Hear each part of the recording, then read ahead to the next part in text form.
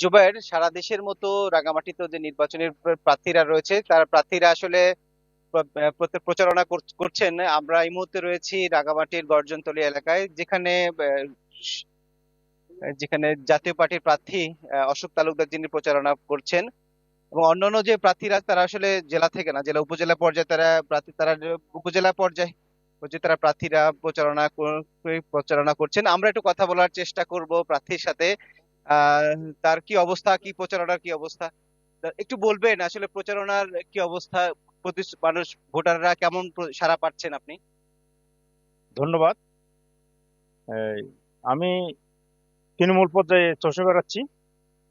চাচ্ছি সাধারণ মানুষের দোরগোড়ায় পৌঁছতে এবং সাধারণ মানুষের দুঃখ দুর্দশা শোনার জন্য নির্বাচিত হলে আমি যাতে পত্র তৃণমূল পর্যায়ে যাতে আমি সুষ্ঠুভাবে মানে সুন্দরভাবে যাতে আমি কাজ করতে পারি এবং দলমত নির্বিশেষে যাতে আমি কাজ করার যদি আমাকে জনগণ সুযোগ দেয়, তাহলে আমি উত্তর এলাকার নিয়মিত প্রাণ হয়ে থাকতে চাই।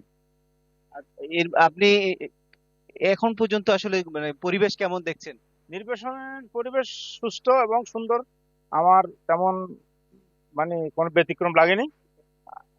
এটা যেন বজায় থাকে নির্বাচন পর্যন্ত। থ্যাংক ইউ আপনাকে। যেমনটি শুনছিলেন, আর যা নির্বাচনে যারা এই নির্বাচনী প্রচারণায় অংশ নিচ্ছেন এখানকার প্রার্থীরা, এছাড়া অন্যান্য যে প্রার্থী তারাও আসলে সুষ্ঠুভাবে নির্বাচনে প্রচারণা করছেন। সবাই মনে করছেন যে সুষ্ঠু একটা সুন্দর পরিবেশে ভোটাররা ভোটাধিকার প্রয়োগ করতে পারবেন।